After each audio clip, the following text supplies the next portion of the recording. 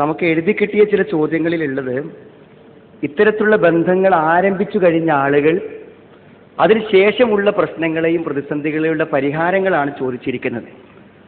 ഇവിടെ ഒരു പ്രധാനപ്പെട്ട കാര്യം എനിക്ക് ഓർമ്മപ്പെടുത്താനുള്ളത്, സഹോദരങ്ങളെ, മാതാപിതാക്കളുടെ സാന്നിധ്യത്തിലും വലിയ കല്യാണത്തിന് വന്ന സദസ്സിന്റെ മുന്നിലും വെച്ച് ഒരു മതപുരോഹിതനെയോ മതപണ്ഡിതനെയോ ഒക്കെ സാക്ഷി നിർത്തി അള്ളാഹുവിന്റെ പേരുച്ചരിച്ചുകൊണ്ട് നടത്തുന്ന ഒരു വിവാഹത്തിൽ സംഭവിക്കുന്നത് എന്താണ്?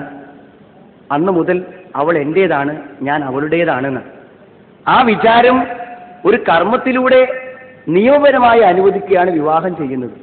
എന്നാൽ ക്ലാസ്സിൽ പഠിക്കുന്ന ഒരു പെൺകുട്ടിയെ നിരന്തരം കണ്ട് അവൾ എന്റേതാണെന്ന് ഒരു ചെറുപ്പക്കാരൻ വിചാരിച്ചാൽ അവിഹിതമായ ഒരു വിവാഹം അവിടെ നടന്നു എന്നാണ് ഞാൻ പറഞ്ഞത്. കാരണം മനസ്സ് അങ്ങനെ വിചാരിച്ചു പോയി, ബാക്കി നടപടികളൊക്കെ പിന്നീടാണുള്ളത്. ഇപ്പൊ യഥാർത്ഥത്തിൽ സംഭവിക്കുന്ന അപകടം എന്താന്ന് ചോദിച്ചാൽ, ഇത് തുടങ്ങിയാൽ, അതായത് ഒരു പെൺകുട്ടിയോട് അവൾ എന്റേതാണെന്നുള്ളൊരു ബോധം മനസ്സിൽ വരുന്നതോടുകൂടെ നമ്മൾ തമ്മിലുള്ള ഒരു ബന്ധത്തിന്റെ വളർച്ചയുണ്ട്. അതിന്റെ ശക്തി മനസ്സിലാക്കാൻ നിങ്ങൾക്ക് ഇന്ന് എൻ്റെ അടുത്ത് വന്നൊരു സുഹൃത്തിന്റെ ഉദാഹരണം മതി. അദ്ദേഹം ഒരു പെണ്ണ് വിഹിതമായി പോയി കണ്ടതാണ്. കണ്ടവൻ ഇഷ്ടപ്പെട്ടു, ഏതാനും ദിവസങ്ങളെ ആയിട്ടുള്ളൂ. പക്ഷെ മാതാപിതാക്കൾ അവർ കുറച്ച് സാമ്പത്തിക ശേഷി ഇല്ലാത്തതാണ് കല്യാണം കഴിക്കേണ്ടെന്ന് പറഞ്ഞു. ഒരു നോട്ടത്തിൽ ഇഷ്ടപ്പെട്ടപ്പോൾ അവളെ കല്യാണം കഴിക്കാമെന്ന് അവൾക്കും അവനും സമ്മതമായപ്പോൾ അവന്റെ മനസ്സിൽ അവൾ കടന്നു. വേറെ ഫോൺ വിളി ഒന്നും നടന്നിട്ടില്ല. ആ കുറഞ്ഞ ആഴ്ചകളെ കൊണ്ട് അവളെ വേർപിരിയുന്നതിനെ കുറിച്ച് പറയുമ്പോൾ അവന്റെ കണ്ണുകൾ ഇപ്പോഴും നനയുന്നു. മാതാപിതാക്കളൊന്ന് സമ്മതിച്ച് കിട്ടിയെങ്കിൽ. അപ്പൊ 3 കൊല്ലം 4 കൊല്ലമൊക്കെ ഈ വിചാരം കൊണ്ട് നടക്കുന്ന ആളുകളുടെ അവസ്ഥ നിങ്ങളൊന്ന് ചിന്തിച്ചു നോക്കൂ. നിങ്ങൾ ഒരു ചോദ്യം ഇവിടെ എഴുതി കിട്ടിയത് ഞാൻ വായിക്കാം. ഇത് ഒരു തെറ്റ് ചെയ്താൽ അതിനൊരു പ്രതിസന്ധി വരും. നിങ്ങൾ ആരെങ്കിലും മനസ്സിൽ അങ്ങനെ ഒരു പെൺകുട്ടിക്ക് നിങ്ങളുടെ മനസ്സ് കൊടുത്തുവെങ്കിൽ, അവിഹിതമായ ഒരു വിവാഹം അസംബന്ധമായി നടന്നിട്ടുണ്ടെങ്കിൽ അതിനൊരു ദുരന്തമുണ്ടാകും. അത് എല്ലാ തെറ്റിലുമുണ്ട് ദുരന്തം. ഞാൻ ഈ ചോദ്യം വായിക്കാം. 2-3 വർഷം ഒരു പെൺകുട്ടിയുമായി ബന്ധത്തിലായിരുന്നു. ഇപ്പോൾ തെറ്റ് മനസ്സിലാക്കി ഞാൻ നിർത്തി. എനിക്ക് ആ പെൺകുട്ടിയെ നിക്കാഹ് കഴിക്കാൻ ആഗ്രഹിക്കാമോ? ചെയ്തു പോയ തെറ്റിന് പരിഹാരം എന്താണ്? ഈ ചോദ്യം ആത്മാർത്ഥമായിട്ടാണ് വായിച്ചാൽ നിങ്ങൾക്ക് മനസ്സിലാവും. ഒരു 3 കൊല്ല ബന്ധത്തിന്റെ പരിക്ക് സഹോദരങ്ങളെ മാരകമാണ്. നിങ്ങൾക്കറിയോ, ഈ ബന്ധം വേർപ്പെടുത്താൻ വേണ്ടി രണ്ടാമതൊരു വിവാഹം കഴിച്ചു കൊടുത്തിട്ട് ആ ഭർത്താവിന്റെ ചെലവും ആ ഭർത്താവിന്റെ ഭക്ഷണവും കഴിച്ച് അയാളുടെ കൂടെ ഷോപ്പിങ്ങിനും ടൂറും ഒക്കെ പോയിട്ട് മനസ്സിൽ ഒരിക്കൽ പോലും രണ്ടാമത്തെ ഭർത്താവിന് വിഹിതമായി വന്ന ഭർത്താവിന് സ്ഥാനം കൊടുക്കാതെ ഒന്നാമത്തിനെ ഫോൺ വിളിച്ചും ചാറ്റ് ചെയ്തും ഫേസ്ബുക്കിൽ ബന്ധപ്പെട്ടും അവർ ഭാര്യ ഭർത്താക്കന്മാരായി അവിഹിതമായി ജീവിക്കുന്നു. ഒരുത്തന്റെ ചെലവും ഒരുത്തന്റെ സൗകര്യങ്ങളും അനുഭവിക്കുന്നു. എന്റെ മനസ്സ് മറ്റൊരാൾക്ക് വിറ്റു കഴിഞ്ഞു. എന്നിട്ട് മനസ്സ് കൊടുക്കാൻ പറ്റാത്ത ശരീരം കൊണ്ടുള്ള ഒരു ബന്ധം മാത്രമാണ് പിന്നീട് വിവാഹം. നാം ആലോചിക്കണം, കൊടുക്കുന്നവർ നന്നായി ചിന്തിക്കണം. ഏത് തെറ്റൊന്നും തിരിച്ചു വരാൻ പറ്റും, പക്ഷെ തെറ്റുകളുടേതായ പരിക്കുകൾ ഉണ്ടാവും. നിങ്ങൾ ആലോചിച്ച് നോക്കുന്നതാണ് അനുവദിക്കാന്ന് വിചാരിക്കാം, ഒരു ബന്ധം അനുവദിച്ചു കൊടുക്കാന്ന് വിചാരിക്കാം. എനിക്കൊരു പെൺകുട്ടി എഴുതി തന്നിട്ടുണ്ട് ഇവിടെ. ആ എഴുതി തന്നതെന്ന് വെച്ചാൽ അവൾ എൻ്റെ അടുക്കൽ കൗൺസിലിങ്ങിന് വന്നതാണ് ഈ പ്രശ്നത്തിന്. അവൾ അതന്നെ ഇതിൽ മെൻഷൻ ചെയ്തിട്ടാണ് പറഞ്ഞിട്ടുള്ളത്. അവളിതിൽ പറയുന്ന കാര്യം എന്താണെന്ന് വെച്ചാൽ, എനിക്ക് ഞാൻ സ്നേഹിച്ച ഭർത്താവ് നല്ലവനാണ്, അവൻ നല്ലവനല്ലെന്നാണ് എന്ത് ചെയ്യണത് മാതാപിതാക്കൾ പറയുന്നത്. നല്ലവനാണെങ്കിൽ അവന് വിവാഹം കഴിച്ചു കൊടുക്കാമെന്ന് അവർ പറയുന്നു. പക്ഷെ അവിടെ അന്വേഷണത്തിൽ അവൻ നല്ലവനല്ലാത്തത് കൊണ്ട് വിവാഹം കഴിച്ചു കൊടുത്തില്ല. അപ്പോൾ നാട്ടുകാർ ഇടപെട്ടുകൊണ്ട് വിവാഹം നടത്തി ഇന്ന് വിവാഹിതരായി അവർ ജീവിക്കുന്നു എന്നാണ് ഈ കത്തിന്റെ ചുരുക്കം. നമ്മുടെ മാതാപിതാക്കളെ തെറ്റിച്ചുകൊണ്ട് നമ്മൾ ആലോചിക്കേണ്ട ഒരു വിഷയമുണ്ട്. ഇങ്ങനത്തെ ഒരു അവിഹിതമായ ബന്ധം നടത്തുന്ന ആളുകൾ അവർ നല്ലവരാണ് എന്ന് പറയാണ്. അത് ന്യായമാണ്. ഞാൻ പറഞ്ഞ എല്ലാ ആളുകളും അത്തരം ബന്ധങ്ങൾ തുടരുന്നവരൊക്കെ ഞങ്ങളുടെ ബന്ധത്തിലൊരു കുഴപ്പമില്ല, അതിൽ അനിസ്ലാമികത ഇല്ല എന്നല്ല എല്ലാവരും പറയും. ഞാൻ ഈ പെൺകുട്ടിയോട് ചോദിച്ചത് ഞാൻ ഇപ്പോഴും ഓർക്കുന്നു. അവന് പ്രത്യക്ഷമായൊരു തകരാറുണ്ടെന്ന് ഞാൻ ഇപ്പം തെളിയിക്കാം, നീ സമ്മതിക്കോന്ന് ചോദിച്ചു. അപ്പൊ അവളെ എന്റെ മുഖത്തേക്ക് നോക്കി, എന്ത് വിവരം അയാളെ പറ്റി എനിക്ക് കിട്ടിയത്. അപ്പൊ ഞാൻ പറഞ്ഞു, അവൻ കൊള്ളരുതാത്തവനാണ്. എന്താ തെളിവ്? ഞാൻ പറഞ്ഞു, 18-19 വയസ്സായ നിന്നെ അവിഹിതമായി ഫോൺ മുഖേനയും നീ പോകുന്ന ബസ്സിലും നീ കയറുന്ന ഓട്ടോറിക്ഷയിലും നീ ബസ് കാത്തിക്കുന്ന അങ്ങാടിയിലും നിന്നെ പിന്തുടർന്ന് അവിഹിതമായ ബന്ധവുമായി നിന്റെ കൂടെ നടന്നവൻ വിശ്വസിക്കാൻ കൊള്ളാത്തവനാണ്, ധർമ്മനിഷ്ഠയില്ലാത്തവനാണ്, മതപരമായ ബോധമില്ലാത്തവനാണ്. അതന്നെയാണ് അയാളുടെ അയോഗ്യത. അയാളുടെ അയോഗ്യത കള്ളു കുടിക്കുന്നതല്ല, വ്യഭിചരിക്കുന്നതല്ല. എന്ത് ഒരു 19 വയസ്സായ പെൺകുട്ടിന് പിന്നാലെ എങ്ങനെ അവിഹിതമായി നടന്നു എന്നുള്ളത് അയോഗ്യത. അതുകൊണ്ട് അവൻ ഒരു വിവാഹം കഴിച്ചു കൊടുക്കാൻ പറ്റിയ യോഗ്യനല്ല. സഹോദരങ്ങളെ, ഈ ബന്ധം നമ്മൾ തുടർന്നു കഴിഞ്ഞാൽ പിന്നീട് അതിൽ നിന്ന് വിടവാങ്ങുക എന്നുള്ളത് നല്ല പ്രയാസമുള്ള ഒരു കാര്യമാണ്. അതുകൊണ്ട് അത് തുടങ്ങാതിരിക്കാം. നോക്കൂ, നിങ്ങൾ തുടങ്ങുന്ന ആളുകൾ നല്ല ന്യായം പറഞ്ഞാൽ തുടങ്ങുക. ഒരു ചോദ്യം ഞാൻ വായിക്കാം. പ്രണയത്തെക്കുറിച്ചാണ് അറിയാനുള്ളത്, അതിന്റെ ഇസ്ലാമിക വിധി. ആരെങ്കിലും ചോദിക്കോ സഹോദരൻ? ഞാൻ ചോദ്യകർത്താവിനെ മോശമാക്കാനല്ല. എന്താണ് ഈ ചോദിക്കുന്നത് നോക്ക് നിങ്ങൾ. പ്രായപൂർത്തിയായ ഒരു പെൺകുട്ടിയെ ഒരു നിലക്കും എനിക്ക് ബന്ധം, എന്റെ പെങ്ങളല്ലാത്ത, എന്റെ പിന്നെ ഭാര്യയല്ലാത്ത, ഒന്നുമല്ലാത്ത, നാളെ ഒരു ഭർത്താവിന്റെ കീഴിൽ വരാനിരിക്കുന്ന ഒരു പെൺകുട്ടിയെ എനിക്ക് എന്റെ ഒരു ഭാര്യയെപ്പോലെ മനസ്സിൽ കൊണ്ടു നടക്കുക എന്നുള്ളതാണ്. അതിന് അനുവാദമുണ്ടോ ഇസ്ലാമിൽ നിന്നാണ്? അനുവാദമുണ്ടാകുമോ സഹോദരങ്ങൾ? എന്താ ചോദ്യം? നീ നോക്ക് നിങ്ങൾ, അതൊക്കെ എന്താണ് ആ മനസ്സിന് ഒരു ചോദ്യമാണ്. കാരണം ഇത്തരം ഒരു തിന്മയല്ലാന്ന് കാണുന്നതുകൊണ്ടാണ് ചോദ്യം. പിന്നെ ഒരു സ്ത്രീയോട് പറയാതെ, അവൾ അറിയാതെ ഇഷ്ടപ്പെടുന്നതിനെ കുറിച്ച് വ്യക്തമാക്കാമോ എന്നാണ് അതേതിലുള്ള അടുത്ത ചോദ്യം. നോക്കുന്നത് ഇതൊക്കെ ന്യായങ്ങളാണ്. ഞാൻ പറഞ്ഞ ഇതുമായി ഒരു ബന്ധവുമില്ലാത്ത ആളുകൾക്ക് ഈ ചോദ്യം വായിക്കുമ്പോൾ അറിയാൻ പറ്റും ഈ ചോദ്യത്തിന്റെ അപ്രസക്തിയും ബുദ്ധിശൂന്യതയും. എന്നാൽ ഇതിലകപ്പെട്ട ഒരാൾക്ക് തോന്നും ഈ ചോദ്യം. ഞാൻ പറഞ്ഞത് ഒരു നിലക്കും ഒരു ബന്ധമില്ലാതെ ഒരു അന്യ സ്ത്രീയെ ഞാൻ അങ്ങനെ ഇഷ്ടപ്പെട്ട് നടക്കുക, അതിനെന്ത് ഇസ്ലാമിൽ എന്ത് മാനാണ്? എനിക്ക് എന്ത് വകുപ്പുള്ളത്? ഞാൻ പറയുന്നത്, നിങ്ങൾ എൻ്റെ വീട്ടിൽ വരുമ്പോൾ ഞാൻ എപ്പോഴും ഉദാഹരണം പറയാനുള്ളതാണ്. എൻ്റെ വീട്ടുമുറ്റത്ത് മനോഹരമായ പുഷ്പങ്ങളുണ്ടെന്ന് വിചാരിക്കും. എനിക്ക് റോസാപ്പൂവ് നല്ല ഇഷ്ടമാണ് എന്നൊരു വഴിയാത്രക്കാരൊക്കെ തോന്നി. ഞങ്ങൾ വീട്ടിലില്ലാത്ത സമയത്ത് ഇറങ്ങി ആ റോസാപ്പൂവ് പറിച്ചാൽ അതിനെന്താ പറയാ? എന്നിട്ട് വിളിച്ചു ചോദിക്കുമ്പോൾ എന്താണ്, റോസാപ്പൂവ് അത്ര ഇഷ്ടമായതുകൊണ്ടാണെന്ന് പറഞ്ഞാൽ സഹോദരങ്ങൾ അതൊരു മറുപടിയാണോ? അതൊരു മറുപടിയാകുമോ? നമ്മളെ ക്ലാസ്സിൽ പഠിക്കുന്ന ഒരു കുട്ടിയുടെ സ്വഭാവവും കാര്യങ്ങളൊക്കെ ഇഷ്ടപ്പെടുന്നത് എങ്ങനെ? ഒരു അന്യ സ്ത്രീയെ നിരീക്ഷിച്ചതുകൊണ്ട്. ഒരു അന്യ സ്ത്രീയെ നിരീക്ഷിക്കാൻ എന്ത് അവകാശമുണ്ട് നമുക്ക്? എന്തു ന്യായമുണ്ട് നമുക്ക്? അവളെ നല്ലവളാണെന്നോ, സ്വഭാവശുദ്ധിയുള്ളവളാണെന്നോ, സൗന്ദര്യമുള്ളവളാണെന്നോ എന്നെങ്ങനെ മനസ്സിലാക്കി?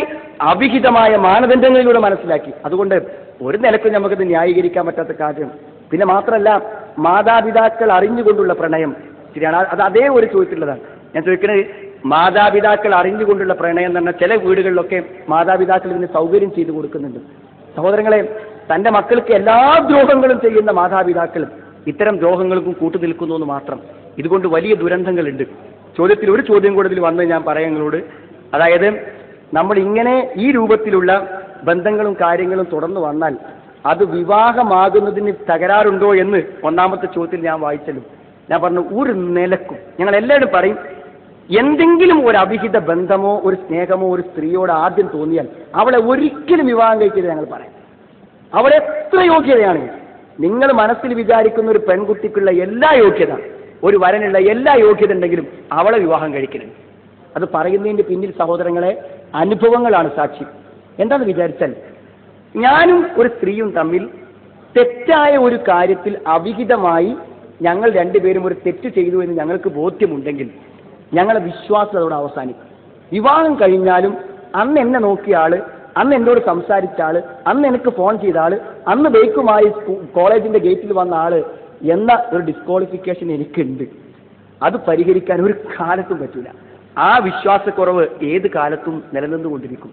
പിന്നെ മാത്രമല്ല, ഒരു ഫ്രഷ് ആയിട്ടുള്ളൊരു വിവാഹത്തിലൂടെ വിവാഹത്തിന് വേണ്ടി മാത്രം പരിചയപ്പെട്ട് ആ വിവാഹത്തിന്റെ രാത്രിയിൽ വിവാഹത്തെയും ഒരു ഭാവി ജീവിതത്തെയും മുന്നിൽ കണ്ടുകൊണ്ട് മാത്രം ജീവിതം ആരംഭിക്കുന്ന അപരിചിതമായൊരു തുടക്കത്തിന്റെ ആസ്വാദനം ഒരു കാരണവശാലും ഇത്തരം ബന്ധങ്ങൾക്ക് കിട്ടൂല, ഒരിക്കലും കിട്ടൂല.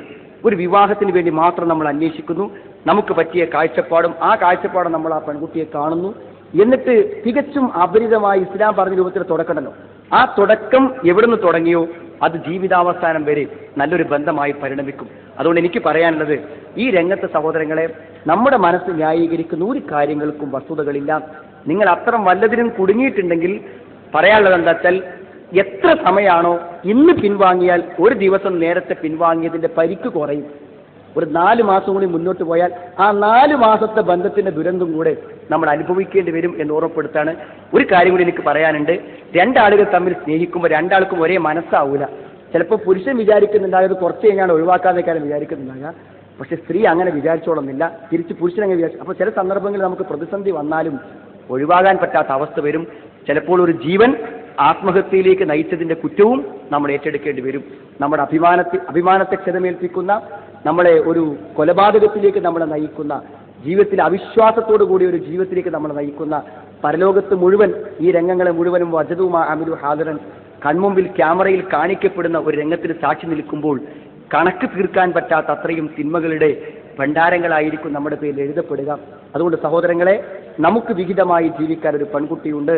അവളോട് മാത്രം നമ്മുടെ ജീവിതത്തിന്റെ സ്വപ്നങ്ങളും ആഗ്രഹങ്ങളും പങ്കുവെക്കാനുള്ള ഒരു രാത്രിയുണ്ട്. ആ രാത്രിക്ക് മുമ്പ് എന്റെ ജീവിതത്തിന്റെ വിശുദ്ധി ഞാൻ നഷ്ടപ്പെടുത്തിയിട്ടില്ല എന്ന് നേരത്തെ സലീം സൂചിപ്പിച്ച പോലെ ആത്മാഭിമാനത്തോടെ പറയാൻ പറ്റുന്ന ഒരു വിശുദ്ധമായ മനസ്സും ഒരു നിശ്ചയദാർഢ്യതയും നമുക്കുണ്ടാവണം എന്ന് ഓർമ്മപ്പെടുത്തുകയാണ്. പെൺകുട്ടികളുടെ ഭാഗത്തു നിന്നുള്ള ഒരു വളരെ ആത്മാർത്ഥമായ ഒരു കത്താണ്. അസ്സലാമു അലൈക്കും വറഹ്മത്തുള്ളാഹി. ഞാൻ ഒരാളിനെ ക്യാമ്പസ് ലൈഫിൽ പ്രണയിച്ചു പോയി എൻ്റെ ജാഹിലിയ കാലത്ത്.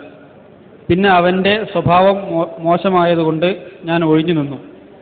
പിന്നീട് ഞാൻ ഇസ്ലാമിൽ ഉറച്ചു നിൽക്കുകയാണ്. ഇപ്പോൾ എന്നെ ഫോട്ടോസ് വെച്ചും പലതും പറഞ്ഞ് ഭീഷണിപ്പെടുത്തിക്കൊണ്ടിരിക്കുകയാണ്. ഞാൻ മുജാഹിദിൽ നിന്ന് ഒഴിവായില്ലേൽ എൻ്റെ അനിയത്തിക്ക് വരെ ജീവിതം കിട്ടാത്ത തരത്തിൽ എന്നെ നാണം കെടുത്തുമെന്ന് പറയുകയാണ്. എനിക്കിതെല്ലാം വീട്ടിൽ പറയാൻ പേടിയുണ്ട്. ഞാൻ എന്താണ് ചെയ്യേണ്ടത്? എനിക്ക് ഇനി നന്നാകണമെന്ന ആഗ്രഹം മാത്രമേ ഉള്ളൂ. ഞാൻ ചെയ്തത് തെറ്റായിരുന്നു എന്ന് എനിക്കറിയാം. അള്ളാഹു എനിക്ക് പുറത്തു തരുമോ? ഇൻ ബ്രാക്കറ്റ്സ് എല്ലാവരും എനിക്ക് വേണ്ടി പ്രാർത്ഥിക്കാൻ പറയണം. എൻ്റെ മനസ്സിന് ഉറപ്പ് നൽകാൻ, ഇസ്ലാമിൽ ഉറച്ചു നിൽക്കാൻ. രണ്ടു കാര്യങ്ങളെ നമ്മുടെ സഹോദരന്റെ മുമ്പിലുള്ളൂ ഇപ്പോൾ. അത് അവർ തന്നെ പറഞ്ഞു. ഒന്ന്, അയാൾക്ക് വഴങ്ങിക്കൊടുക്കുക. ഇങ്ങനെ ബ്ലാക്ക് മെയിൽ ചെയ്യുന്ന ഒരാൾക്ക് വഴങ്ങുക എന്നത് ബുദ്ധിശൂന്യമാണെന്ന് നമുക്ക് ചിന്തിച്ചാൽ അറിയാൻ പറ്റും. അങ്ങനത്തെ ഒരാളെ കൂടെ ജീവിതകാലം മുഴുവൻ ജീവിക്കുക എന്ന് പറഞ്ഞാൽ അതെന്തുമാത്രം ഭയാനകമായിരിക്കും. ഇനി അയാളെ നിരാകരിക്കുന്നതിന്റെ പേരിൽ അയാൾ എന്തു വരുത്തിയാലും അത് കുറഞ്ഞൊരു സമയവും പരിമിതമായ ഒരു സമയത്തിൽ മാത്രം പരിമിതമാണ്.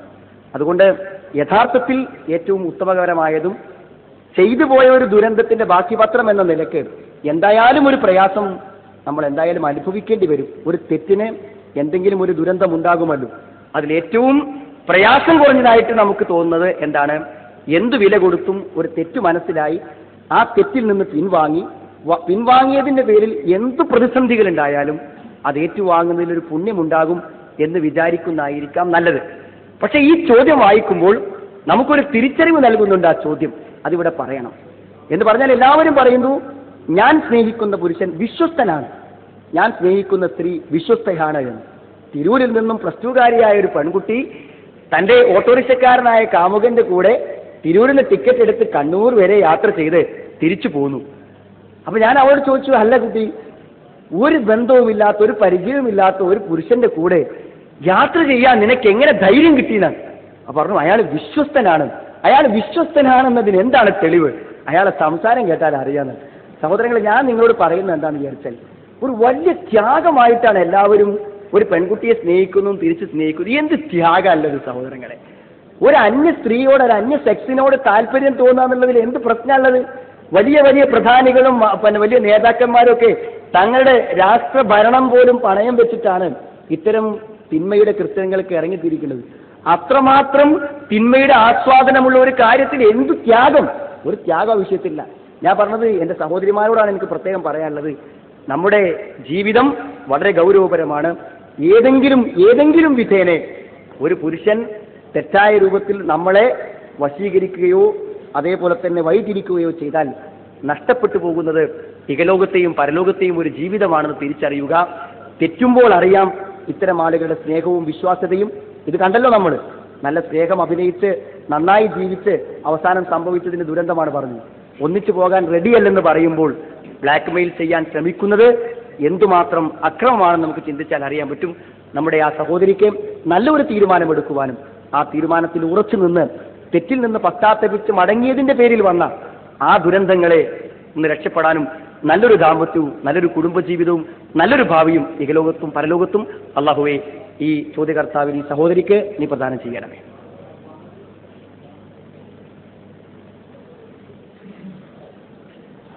അസ്സലാമു അലൈക്കും. നമ്മുടെ ഈ സെഷൻ അള്ളാഹുവിൻ്റെ അനുഗ്രഹത്താൽ വളരെ വിജയകരമായ ഒരു പര്യവസാനത്തിലേക്ക് ഈ വിഷയത്തിൽ നീങ്ങുകയാണ്.